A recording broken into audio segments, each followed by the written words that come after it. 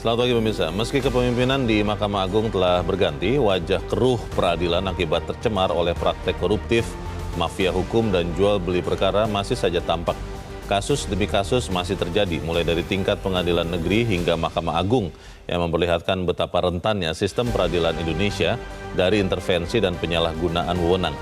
Kasus dugaan suap penanganan perkara korupsi pemberian fasilitas ekspor minyak sawit mentah yang melibatkan Ketua Pengadilan Negeri Jakarta Selatan jelas menunjukkan bahwa praktik mafia peradilan masih mengakar dalam praktik hukum di negeri ini. Pemirsa, inilah editorial Media Indonesia di hari ini Senin 14 April 2025 dengan tema Praktik Langgeng Jual Beli Perkara bersama saya Leonard Samosir. Dan Anda semua para pemirsa juga bisa ikut menyatakan pendapat Anda nanti dengan menelepon nomor telepon 021-583-99-100. Pemirsa, pagi ini telah hadir bersama saya anggota Dewan Redaksi Media Group, Abdul Kohar. Mas Kohar, selamat pagi. Selamat pagi, Bung Leo. Sehat-sehat, Mas? Alhamdulillah sehat. Kita bicara untuk kesekian kalinya soal jual beli perkara. Ya. Dan ini memperkuat anggapan bahwa memang mafia hukum, mafia kasus, makelar kasus masih ada. Tapi dalam hal kasus yang sedang diselidiki ini, apa yang ingin disampaikan pesan dari editorial? Ya, intinya adalah bahwa reformasi peradilan kita itu boleh dikatakan gagal sampai saat ini. Kenapa? Karena sudah berlangsung 21 tahun, hampir 21 tahun sejak di launching pada tahun 2004. Lalu kemudian diumumkan lagi di 2009. Yang itu artinya ya sekitar 20-an tahun. Mestinya basic bagi dilakukannya proses reformasi peradilan itu harus sudah betul-betul berlangsung. Tetapi yang kita dapati kan dari waktu ke waktu kita menemukan kasus yang sama. Seperti itu juga dengan modus yang serupa.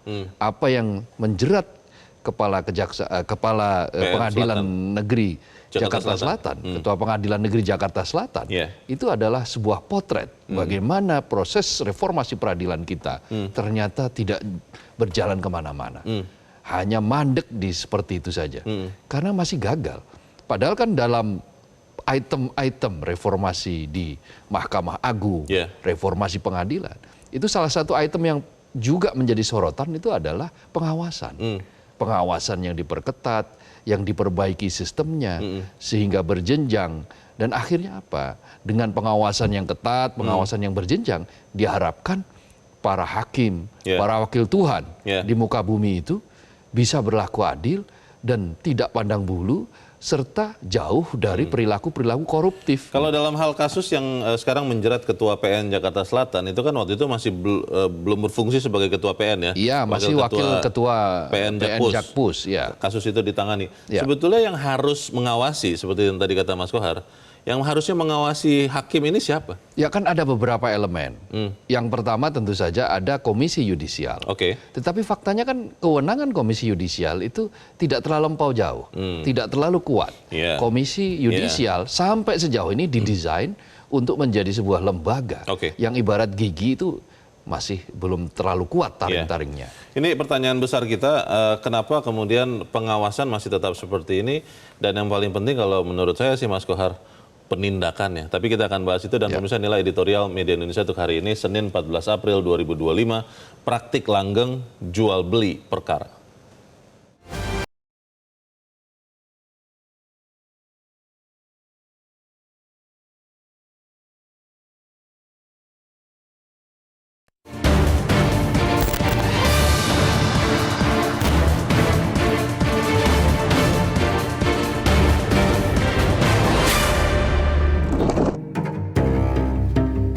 Lembaga peradilan di Indonesia masih diselimuti mendung pekat.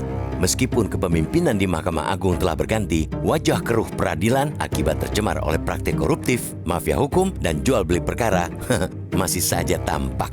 Kasus dugaan suap penanganan perkara korupsi pemberian fasilitas ekspor crude palm oil atau CPO yang melibatkan Ketua Pengadilan Negeri Jakarta Selatan jelas menunjukkan bahwa praktek mafia peradilan masih mengakar dalam praktek hukum di negeri ini. Hukum bisa dinegosiasikan, putusan bisa dibeli, vonis kerap menjadi barang dagangan bagi segelintir oknum penegak hukum. Kasus demi kasus mulai dari tingkat pengadilan negeri hingga Mahkamah Agung yang masih terjadi itu memperlihatkan betapa rentannya sistem peradilan kita dari intervensi dan penyalahgunaan wewenang. Hakim yang seharusnya menjadi wakil Tuhan dengan menegakkan keadilan terbukti tak luput dari jeratan praktek kotor. Sejumlah kasus malah menggambarkan bahwa praktek mafia peradilan seolah telah berlangsung secara sistemik. Ironisnya, berbagai upaya reformasi peradilan yang telah digulirkan sejak era reformasi kerap berujung pada hal ihwal yang bersifat tambal sulam. Ada digitalisasi sistem peradilan, tetapi substansi transparansi masih jauh panggang dari api. Ada komisi yudisial yang bertugas mengawasi hakim, tapi lembaga itu kerap kali tidak bergigi menghadapi dominasi Mahkamah Agung karena keterbatasan wewenang. Ketiadaan transparansi dan lemahnya sistem pengawasan internal membuat ruang-ruang hukum kita menjadi gelap dan rawan disusupi kepentingan. Belum lagi tumpang tindih kewenangan antara lembaga-lembaga hukum yang kerap kali menciptakan tarik-menarik kepentingan, bukan demi kepastian hukum, melainkan demi kuasa dan pengaruh. Peradilan yang bersih bukan sekadar utopia. Ia harus diwujudkan untuk menghadirkan keadilan bagi seluruh bangsa. Selain itu, kondisi penegakan hukum yang ideal juga menjadi prasyarat bagi demokrasi yang sehat dan masyarakat yang berkeadaban. Tanpa peradilan yang adil, hukum akan menjadi alat represi, bukan payung perlindungan. Ketika hukum kehilangan maknanya, maka negara kehilangan legitimasinya. Ketika hukum tak lagi berwibawa, negara berada di ambang krisis moral dan kepercayaan publik. Seruan untuk menyelamatkan peradilan kita bukan hanya untuk soal-soal hari ini, melainkan demi masa depan bangsa yang menjunjung tinggi keadilan dan kemanusiaan. Karena dalam negara hukum, keadilan tidak boleh dijual dan kebenaran tidak bisa ditawar. Lembaga peradilan mestinya diharapkan menjadi penjaga keadilan, tempat terakhir rakyat menggantungkan harapan atas kebenaran. Sudah saatnya Indonesia melakukan pembenahan total terhadap sistem peradilan. Reformasi peradilan tak cukup hanya menyentuh aspek prosedural, tetapi juga menyasar akar budaya hukum yang permisif terhadap pelanggaran etik dan moral. Penegakan hukum terhadap pelaku mafia peradilan harus tegas dan tanpa pandang bulu. Sistem pengawasan perlu diperkuat dengan partisipasi publik dan media sebagai elemen kontrol. Kini saatnya peradilan yang bersih dan adil itu diwujudkan. Jangan menunggu nanti-nanti.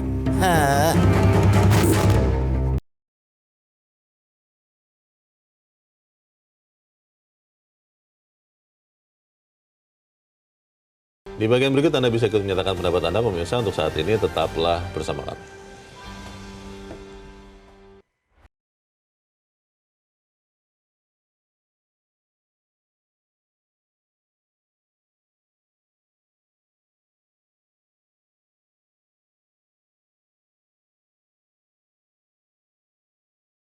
Media Indonesia mengajak Anda untuk mengakses fitur premium e-paper.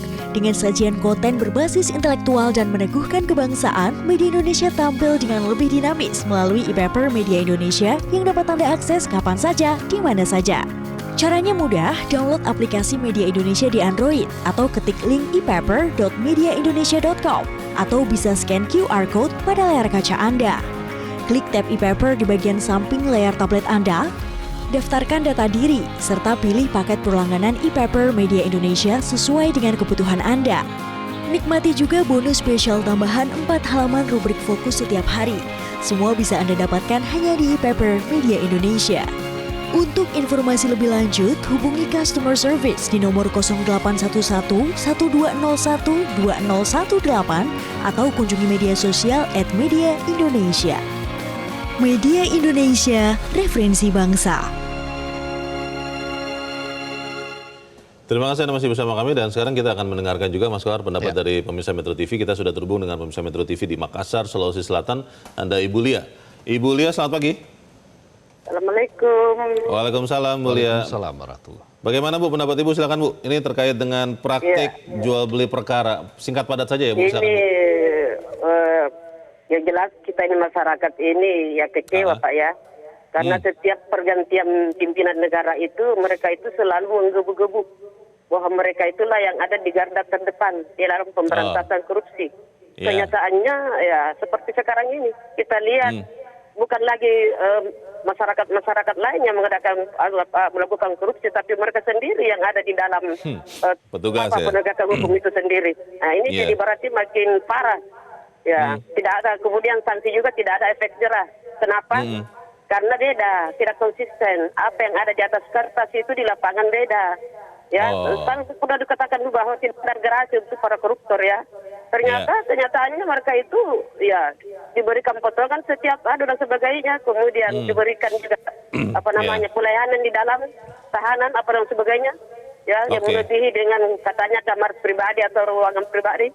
Nah, itu semua adalah suatu yang tidak mendidik dan tidak mendukung untuk pelaksanaan pemberantasan korupsi. Bu, kalau ada yang berpendapat bahwa penegak hukum dalam hal ini di kasus ini kan hakim ya, itu dihukum 2 kali atau sekian kali lebih berat dibandingkan yang bukan penegak hukum, Ibu setuju tidak, Bu? Itu mungkin harusnya itu juga ya, seharusnya begitu karena mereka dia kan yang lebih tahu itu tentang pelanggaran hukum itu. Cuma sebenarnya kalau kita lihat ini dari segi hal banyak ya bukan hanya kurungannya, tapi yang lainnya juga termasuk harta kekayaannya dan sebagainya sebagai sanksi yang jelas untuk memberikan pembelajaran kepada mereka itu sehingga masyarakat bisa menilai dengan positif. Apa yang dilakukan oleh para penegak hukum kita itu. Terima kasih. Assalamualaikum. Waalaikumsalam. Ibu Lia, terima kasih sudah berpendapat dari Makassar. Selamat pagi, Bu. Bu Lia setuju kalau dihukum diperberat. Ya. Karena kan kita melihat sendiri, Mas Kohar, pengawasannya nih tidak ada. Saya bilang berani begitu. Berarti kita boleh dong hukum berat seorang penegak hukum yang lancung ini? Ya, pasti. Karena mereka ini para hakim itu adalah orang-orang yang memang dibekali oleh ilmu untuk menegakkan keadilan. Tetapi yang dilakukan bukan keadilan yang dia tegakkan, tetapi keadilan dibelok-belokkan. Nah, ketika keadilan dibelok-belokkan, maka dia sudah melakukan pelanggaran secara moral. Jadi moral sebagai penegak keadilan sebenarnya sudah runtuh. Ya. Nah, dengan demikian wajar apabila dia mendapatkan ganjaran hukuman yang sangat berat. Boleh 2 kali, pokoknya sesuai dengan aturan yang ada di Republik ini. Ketika misalnya di situ ada aturan bahwa katakanlah misalnya hukuman mati masih diberlakukan, ya kenapa tidak? Kalau memang dianggap bahwa pelanggaran yang dilakukan itu sudah merusak sendi-sendi bagi publik untuk mencari keadilan. Ingat, publik itu butuh payung untuk keadilan, tetapi yang didapatkan bukan payung, tapi malah palu godam yang sangat besar yang justru memukul kepala publik, memukul kepala mereka-mereka yang sedang mencari keadilan. Tapi kan nanti kalau itu nanti diproses misalnya begitu ya, Mas Kohar, ini kan lewat peradilan lagi, akan dihadiri oleh sesamanya juga, korps hakim juga. Apa iya mereka mau kemudian menghukum berat temannya ini?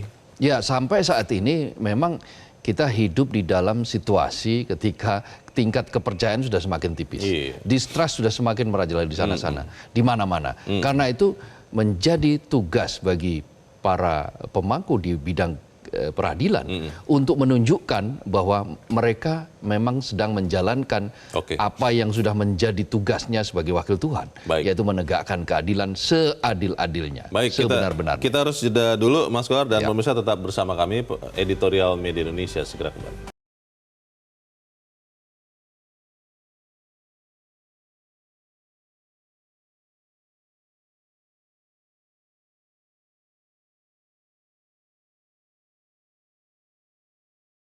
Terima kasih Anda masih bersama kami. Kita di bagian akhir diskusi kita pagi ini. Mas Kohar, saya ingat dulu Kwi Kian-gi kalau tidak salah pernah bilang bahwa untuk menghapus korupsi di negara kita, potong satu generasi. Dan ini kalau kita melihat kejadian demi kejadian, kita fokuskanlah di pengadilan ya. Hakim, oknum, kok oknumnya banyak sekali begitu, sampai kemudian kita merasa tidak yakin lagi apakah memang pengadilan di Indonesia ini masih ada yang bersih begitu loh. Bagaimana, Mas? Iya, tentu saja usul itu bisa macam-macam. Bahkan sekarang kan ketika fenomena naturalisasi sedang lazim di sepak bola, banyak yang kemudian mengusulkan agar ada naturalisasi hakim saja, supaya keadilan lebih bisa terdistribusi secara benar kepada publik, pada rakyat. Kalau wasit saja dalam sepak bola bisa ngambil dari luar, kenapa hakim tidak? Nah, usul-usul seperti itu tentu menjadi semacam apa ya? Semacam sinisme, semacam sarkasme bahwa distrust terhadap lembaga peradilan kita sangat tinggi. Sebenarnya itu cambuk, Mas. Cambuk. Nah, mestinya apa yang menjadi cambuk itu ya dirasakan betul. Iya. Ketika cambuk dirasakan, maka ya berubahlah. Nah, caranya berubah ya banyak. Susun sistem. Roadmap itu sudah ada. Tahun 2010 sampai 2035. Nanti itu sudah ada roadmap bagaimana reformasi peradilan, reformasi Mahkamah Agung. Sudah disusun. Tetapi roadmap hanya akan menjadi macan kertas apabila tidak ada kesungguhan. Apabila tidak ada sistem yang membuat mereka itu sebetulnya bisa berbuat betul-betul dipaksa untuk berbuat adil. Karena kan berkali-kali di forum ini saya katakan, Bung Leo, korupsi itu terjadi menurut teorinya Klitgaard itu karena CDMA. Jadi korupsi itu sama dengan diskresi plus monopoli, tapi minus akuntabilitas. Ketika diskresinya besar seperti hakim dan dialah yang punya kekuasaan, artinya dia punya monopoli ya, sudah punya kewenangan, punya monopoli, tapi tidak ada pertanggungjawaban, tidak ada sistem yang membuat sehingga mereka harus bertanggung jawab. Maka yang terjadi apa? Korupsi. Karena korupsi itu di mana-mana, termasuk di Indonesia, itu bukan karena kebutuhan kok. Kalau dijawabnya dengan remunerasi, dengan menambah remunerasi, tunjangan, itu salah obat. Kenapa? Karena korupsi itu bukan karena kebutuhan. Korupsi itu karena keserakahan, karena greedy. Gitu. Jadi dengan membuat sistem yang kuat, maka proses peradilan akan menjadi semakin kuat juga. Gitu. Dan itu semua dilakukan jangan hanya omon-omon lah. Iya. Kita kalau perlu juga yang tadi Mas Suhar sudah sempat katakan, kalau memang hukumannya maksimal, jatuhkan ya. Jatuhkan hukuman maksimal karena itu akan menjadi efek kejut. Apa yang terjadi selama ini karena kita belum pernah mencoba. Ya, kita mencoba di beberapa titik, di narkoba ada hukuman mati, kemudian terorisme ada hukuman mati. Tapi kan efeknya mulai kelihatan. Baik. Nah, nggak ada salahnya di korupsi kita coba itu. Kita tunggu nanti seperti apa dan kita harus pelototi betul supaya kemudian kasus ini jangan tiba-tiba nanti lenyap juga begitu saja ya. Mas Abdul Qahar, terima kasih sudah hadir di tempat ini. Selamat pagi, Mas. Selamat pagi, Bung Leo. Pemirsa, penegakan hukum terhadap pelaku mafia peradilan harus tegas tanpa pandang bulu. Sistem pengawasan harus diperkuat dengan partisipasi publik dan media sebagai elemen kontrol. Kini saatnya peradilan bersih dan adil diwujudkan, jangan menunggu nanti-nanti. Saya Leonard Samosir, terima kasih Anda sudah menyimak editorial Media Indonesia untuk pagi ini. Terus jaga kesehatan Anda, terus jaga nurani Anda. Selamat pagi, sampai jumpa.